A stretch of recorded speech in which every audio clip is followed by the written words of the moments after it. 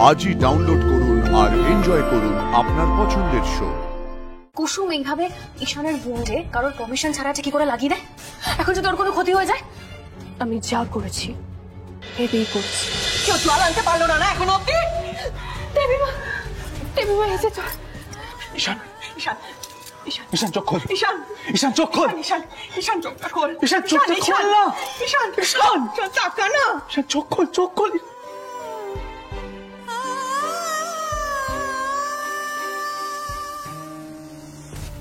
তুমি থাকতে এইসব টেক কেয়ার ওই মেয়েটা করবে? এগুলো তো তোমার করা উচিত, তাই না? ঈশান সরো। ঈশান ঈশান কি হয়েছে তোমার? ঈশান একটু বরফ লাগালে ভালো হতো না? তুমি দাঁড়িয়ে দেখছো কি? হ্যাঁ, চকি বরফ নিয়ে আসো। ইস বেচারা খুব চোট লেগেছে না রে। আরে আয়ুষ আয়ুষ নার্সিং হোমে নিয়ে যেতে হবে। হ্যাঁ, অ্যাম্বুলেন্সকে ফোন কর।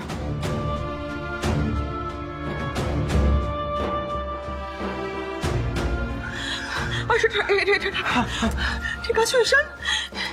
ঈশান কেন ভাবে নামতে গেলে বলো তো? ওরকম করে কেউ নামে কতটা ব্লাড লস হয়েছে। ঠিক আছে ঈশান বাবা, ব্যথা করছে। দিদি এরকম কেন করছে বুঝতে পারছি না আমি। সরুন সরুন সরুন। এই এই এই এটা কি? এটা কি দিচ্ছ তুমি? এই দেখি দেখি দেখি, এ তো কর্নফ্লাওয়ার মনে হচ্ছে। এ বাবা, আরে এটা দিলে তো ইনফেকশন হয়ে যাবে। এটা কেন দিচ্ছ তুমি? দেবীমা, এতে ঈশান সাহেবের মাথা থেকে রক্ত পড়াটা বন্ধ হবে। ওনার কিছু হবে না দেবীমা।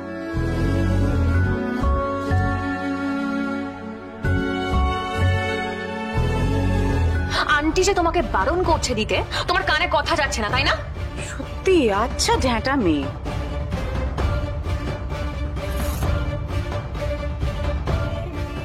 মা, বাবা বাবা বলো। মা আমি ঠিক আছি মা।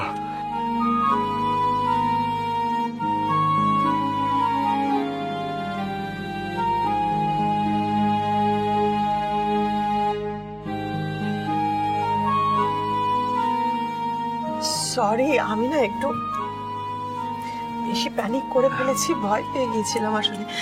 আয়ুষ দেখো না ডাক্তার কত দূরে আছেন। উনি আসছেন মা। আন্টি, কুসুম এইভাবে ঈশানের বোনকে কারোর পারমিশন ছাড়া কি করে লাগিয়ে দেয়? এখন যদি ওর কোনো ক্ষতি হয়ে যায়? আমি ধরে দিচ্ছি।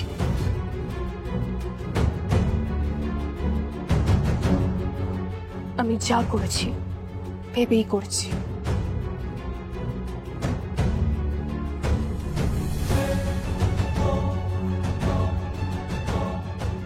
তাছাড়া ডাক্তার তো আসছে, কোনো ইনফেকশন হলে উনি বুঝবেন। আর তাছাড়া আমার তো মনে হচ্ছে ওই কর্নফ্লাওয়ার লাগানোর পর রক্ত পড়াটা একটু হলেও কমেছে। দেখো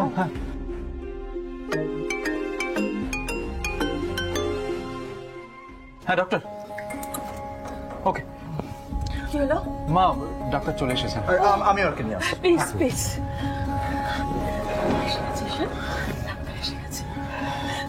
ব্যথা করছে বাবা?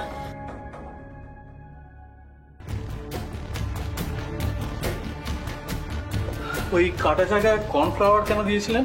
এই যে এই মেয়ে দিয়েছিল। ওকে আমরা সবাই মিলে বারণ করেছিলাম, ওকে বলেছিলাম যে ইনফেকশন হয়ে যাবে। ও তো আর আমাদের বারণ শুনবে না। ভাগ্যিস শোনেনি।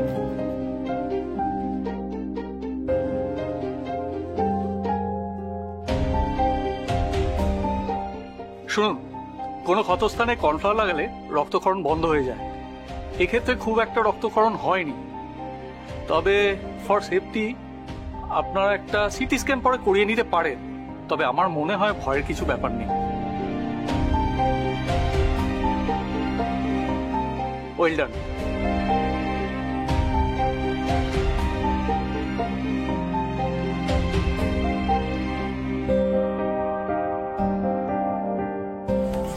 আবার জিতে গেল কুসুম? না না না, এইটা হতে পারে না। গুরুদেব, আপনি তো কালকে এনগেজমেন্টে এলেন না, আজকে সকাল সকাল চিন্তার কোনো বিষয় আছে?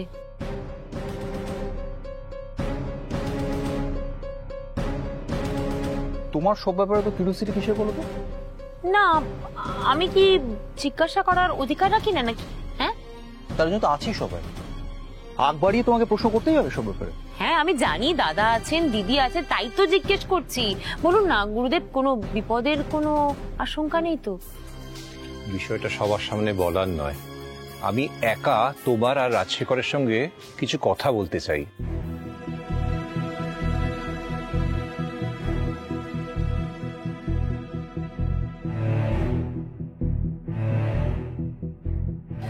আপনি আমার সঙ্গে আসুন গুরুদেব।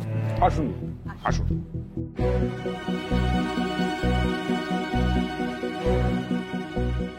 কুসুম, গুরুদেবের জন্য ফল আর দুধ আমাদের ঘরে দিয়ে এসো, ঠিক আছে?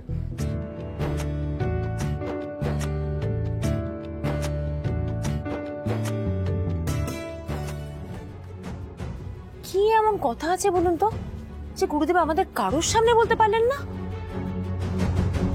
তুমি নির্জলা উপোস রেখেছো তো? হ্যাঁ গুরুদেব, আপনি যা যা নিয়ম বলেছেন আমি সমস্ত নিয়ম মেনে নির্জলা উপোস রেখেছি। কিন্তু গুরুদেব পাবে, তোমার সমস্ত কিন্তুর উত্তর তুমি পাবে। যে সংকট আসছে তাতে কিন্তু তোমাকে কঠিন পরীক্ষার সম্মুখীন হতে হবে। আমি যে কোনো রকম পরীক্ষা দিতে প্রস্তুত গুরুদেব। ইন্দ্রাণী, তুমি মনে করো কি ভয়ানক প্রসব যন্ত্রণা সহ্য করে তুমি তোমার সন্তানের জন্ম দিয়েছিলে, আর আজ তোমার সন্তান নতুন জীবন ফিরে পাবে যদি এই পরীক্ষায় তুমি উত্তীর্ণ হও। কারণ এই সংকটেই তোমার ছেলের প্রাণহানির আশঙ্কা আছে।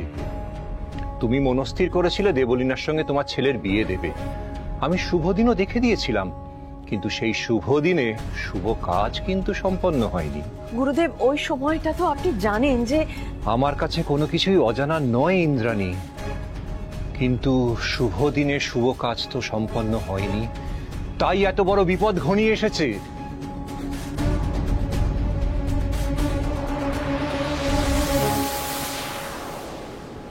আর এই সংকট তোমার বাড়ির চৌকাঠ পেরিয়ে ভেতরে ঢুকে পড়েছে।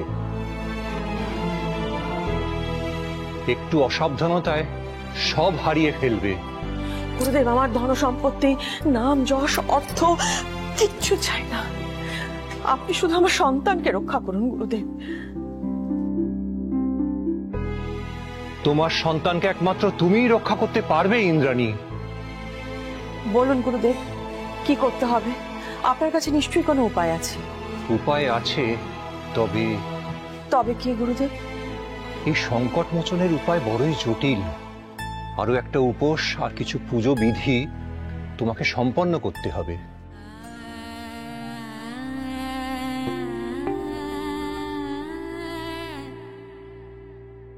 আমি সব করতে রাজি গুরুদেব। বেশ, দাঁড়িয়ে আছো কেন? ভেতরে এসো। তুমি এখানে